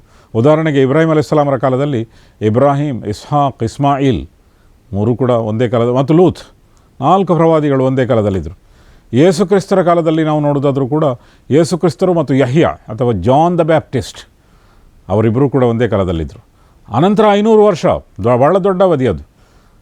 ಆದ್ದರಿಂದಲೇ ಅನಂತರ ಕೊನೆಯ ಪ್ರವಾದಿಯಾದಂತಹ ಪ್ರವಾದಿ ಮುಹಮ್ಮದ್ ಸಲ್ಲಲ್ಲಾಹು ಅಲೈಹಿ ವಸಲ್ಲಮರನ್ನು ಕಳುಹಿಸಲಾಯಿತು ಮತ್ತು ಅವರಿಗೆ ಪ್ರವಾದಿತ್ವವನ್ನು ಕೊಡಲಾಯಿತು. ವರಕಾ ಬಿನ್ ನೌಫಲ್ ಇದರ ಬಗ್ಗೆ ಅಧ್ಯಯನ ನಡೆಸಿದ್ದರು ಮತ್ತು ಯೇಸು ಕ್ರಿಸ್ತರ ಅನುಯಾಯಿಗಳು ಕೂಡ ಮುಂದೊಂದು ಪ್ರವಾದಿ ಬರಲಿಕ್ಕಿದ್ದಾರೆ ಎಂದು ಅವರಿಗೆ ತಿಳಿದಿತ್ತು. ಅದನ್ನು ಅವರು ಕಾಯುತ್ತಿದ್ದರು. ವರಕಾ ಬಿನ್ ನೌಫಲ್ರಿಗೆ ಈ ವಿಷಯ ತಿಳಿದಾಗ ಅವರು ಯೇಸು ಕ್ರಿಸ್ತರ ಬೋಧನೆಗಳನ್ನು ಪಾಲಿಸುವಂತಹ ವ್ಯಕ್ತಿಯಾಗಿದ್ದರು ಮತ್ತು ಮುಂಬರುವ ಪ್ರವಾದಿಯ ನಿರೀಕ್ಷೆ ಇಲ್ಲದಂತಹ ವ್ಯಕ್ತಿಯಾಗಿದ್ದರು. ಯೇಸು ಕ್ರಿಸ್ತರ ಅನೇಕ ಅನುಯಾಯಿಗಳು ಆ ನಿರೀಕ್ಷೆಯಲ್ಲಿದ್ದರು. ಆಗ ಅವರು ಹೇಳಿದರು, ಯೇಸು ಕ್ರಿಸ್ತರ ಮೇಲೆ ಮತ್ತು ಮೋಸಸರ ಮೇಲೆ ಯಾವ ದೇವಚರಣ ಅವತೀರ್ಣರಾಗಿದ್ದರೋ, ಯಾವ ಜಿಬ್ರೀಲ್ ಅಲೈಹಿಸ್ಸಲಾಂ ಅಥವಾ ಏಂಜಲ್ ಗೇಬ್ರಿಯಲ್ ಎಂದು ಬೈಬಲ್ನಲ್ಲಿ ಹೇಳ್ತಾರೆ ಬಂದಿದ್ದರೋ ಅವರೇ ಆಗಿದ್ದಾರೆ ಈ ಬಂದಂತಹ ದೇವಚರ, ಮತ್ತು ಈ ಮೂಲಕ ನಿಮ್ಮನ್ನು ಪ್ರವಾದಿಯನ್ನಾಗಿ ಅವರು ಮಾಡಿದ್ದಾರೆ. ಇನ್ನು ಇದು ಆರಂಭ ಮಾತ್ರ. ಇನ್ನು ನಿಮಗೆ ಜನರ ಪ್ರತಿರೋಧ ಎದುರಾಗಲಿಕ್ಕಿದೆ ಮತ್ತು ಪ್ರತಿರೋಧದ ನಂತರ ನೀವು ಮಕ್ಕಾ ಬಿಟ್ಟು ಹೋಗಲಿಕ್ಕೆ ನಿರ್ಬಂಧಿತರಾಗುವಂತಹ ಒಂದು ಪರಿಸ್ಥಿತಿಯೂ ಕೂಡ ಬರಲಿಕ್ಕಿದೆ. ಪ್ರವಾದಿ ಮುಹಮ್ಮದ್ ಸಲ್ಲಲ್ಲಾಹು ಅಲೈಹಿ ವಸಲ್ಲಂ ಅದನ್ನು ನಿರೀಕ್ಷಿಸಿರಲಿಲ್ಲ, ಪ್ರವಾದಿ ಆದದ್ದಷ್ಟೇ. ಆದರೆ ಅವರು ಹೇಳಿದರು, ನನಗೆ ಈ ಊರನ್ನೇ ಬಿಡಬೇಕಾದೀತಾ ಎಂಬ ಬಗ್ಗೆ ಅವರು ಚಿಂತಾಕ್ರಾಂತರಾದರು. ಇದರಿಂದ ನಮಗೆ ಗೊತ್ತಾಗುವ ಮತ್ತು ಆ ಊರನ್ನು ಬಿಡುವಂತಹ ಸಂದರ್ಭ ಬಂದಾಗ ಮುಂದೆ ಅವರು ಮಕ್ಕಾ ಬಿಟ್ಟು ಮದೀನಾಕ್ಕೆ ಹಿಜ್ರತ್ ಹೋದರು, ವಲಸೆ ಹೋದರು. ಮಕ್ಕಾ ಬಿಟ್ಟು ಮಕ್ಕಾದ ಹೊರ ವಲಯಕ್ಕೆ ಹೋದಾಗ ಮತ್ತೊಮ್ಮೆ ಅವರು ತಿರುಗಿ ಮಕ್ಕಾವನ್ನು ನೋಡಿದರು ಮತ್ತು ಹೇಳಿದರು, ಓ ಮಕ್ಕಾ, ನನ್ನನ್ನು ನಿನ್ನ ಈ ನಗರವನ್ನು ಬಿಟ್ಟು ಹೋಗಲು ನಿರ್ಬಂಧಿಸುವಂತಹ ವಾತಾವರಣ ನಿರ್ಮಾಣ ಆಗದೆ ಹೋಗಿದ್ದರೆ ನಾನು ಖಂಡಿತ ನಿನ್ನನ್ನು ಬಿಟ್ಟು ಹೋಗ್ತಾ ಇರಲಿಲ್ಲ. ಪ್ರವಾದಿಯಾಗಿ ಅವರು ಹೇಳಿದರು. ಇದರಿಂದ ನಮಗೆ ವ್ಯಕ್ತವಾಗುವುದೇನಂತ ಹೇಳಿದರೆ ದೇಶ ಪ್ರೇಮ ಎಂಬುದು, ನಾವು ಯಾವ ದೇಶದಲ್ಲಿ ಯಾವ ಪ್ರದೇಶದಲ್ಲಿ ಹುಟ್ಟಿದ್ದೇವೋ ಅದರ ಬಗ್ಗಿರುವಂತಹ ಪ್ರೇಮ ಅದು ಸಹಜವಾದುದು. ಯಾವ ರೀತಿ ತಂದೆ ತಾಯಿಗಳ ಮತ್ತು ಜೊತೆಗಿನ ಪ್ರೇಮ ಎಷ್ಟು ಸಹಜವಾದುದೋ ಅಷ್ಟೇ ಸಹಜವಾದದ್ದು ದೇಶ ಪ್ರೇಮ ಕೂಡ. ಇಸ್ಲಾಮಿನಲ್ಲಿಯೂ ಕೂಡ ಪ್ರವಾದಿ ಮುಹಮ್ಮದ್ ಸಲ್ಲಲ್ಲಾಹು ಅಲೈಹಿ ವಸಲ್ಲಂ ತಮ್ಮ ದೇಶದ ಬಗ್ಗೆ ಇಷ್ಟು ಪ್ರೀತಿಯನ್ನು ಪ್ರಕಟಿಸಿದರು. ಇದರಿಂದ ನಮಗೆ ವ್ಯಕ್ತವಾಗುವುದೇನಂತ ಹೇಳಿದರೆ ತಂದೆ ತಾಯಿಗಳ ಮೇಲಿನ ಪ್ರೀತಿ ಎಷ್ಟು ಸಹಜವಾದುದೋ ಅಷ್ಟೇ ಸಹಜವಾದದ್ದು ದೇಶ ಪ್ರೇಮ ಎಂಬುದು ಕೂಡ. ಆದ್ದರಿಂದ ದೇಶ ಪ್ರೇಮ ಎಂಬುದು ಅದು ಧರ್ಮದ ಭಾಗ, ಅದು ಧರ್ಮಕ್ಕೆ ವಿರುದ್ಧವಾದಂತಹ ಒಂದು ವಿಷಯವೇನೂ ಅಲ್ಲ. ಅದು ಮನುಷ್ಯ ಸಹಜ ಮತ್ತು ನೈಸರ್ಗಿಕವಾದ ಎಲ್ಲವನ್ನೂ ಕೂಡ ಇಸ್ಲಾಂ ಮಾನ್ಯ ಮಾಡುತ್ತದೆ ಎಂದು ಇದರಿಂದ ನಮಗೆ ವ್ಯಕ್ತವಾಗ್ತದೆ. ಹೀಗೆ ವರಕಾ ಬಿನ್ ನೌಫಲ್ರ ಭೇಟಿಯಿಂದ ಪ್ರವಾದಿ ಮುಹಮ್ಮದ್ ಸಲ್ಲಲ್ಲಾಹು ಅಲೈಹಿ ವಸಲ್ಲಮರ ಪತ್ನಿಯಾದಂತಹ ಖದೀಜಾ ರದಿಯಲ್ಲಾಹು ತಆಲಾ ಅನ್ಹು ಅವರಿಗೂ ಕೂಡ ಒಂದು ಸಂತೃಪ್ತಿ ಆಯಿತು. ಆ ಸಂತೃಪ್ತಿ ಯಾವುದು ಅಂತ ಹೇಳಿದರೆ, ನನ್ನ ಪತಿಯಾದಂತಹ ಮುಹಮ್ಮದ್ ಸಲ್ಲಲ್ಲಾಹು ಅಲೈಹಿ ವಸಲ್ಲಂ ಅವರು ಕೂಡ ಪ್ರವಾದಿಯಾಗಿದ್ದಾರೆ ಎಂದು ಅವರಿಗೆ ತಿಳಿಯಿತು ಮತ್ತು ಆ ಮೂಲಕ ಅವರು ಸಂತೃಪ್ತರಾದರು. ಇನ್ನು ಮುಂದಿನ ಸರಣಿಯಲ್ಲಿ ನಾವು ಎರಡನೇ ದೇವವಾಣಿ ಮತ್ತು ಪ್ರವಾದಿಯಾದ ನಂತರ ಅವರ ಜೀವನದ ಆರಂಭ ದಿನಗಳು ಇತ್ಯಾದಿಗಳ ಬಗ್ಗೆ ಕಲಿಯೋಣ. ಮತ್ತೆ ಸಿಗೋಣ, ಮತ್ತಷ್ಟು ಕಲಿಯೋಣ. ವಾಖಿರು ದಾವಾನಾ ಅನಿಲ್ ಹಮ್ದುಲಿಲ್ಲಾಹಿ ರಬ್ಬಿಲ್ ಆಲಮೀನ್.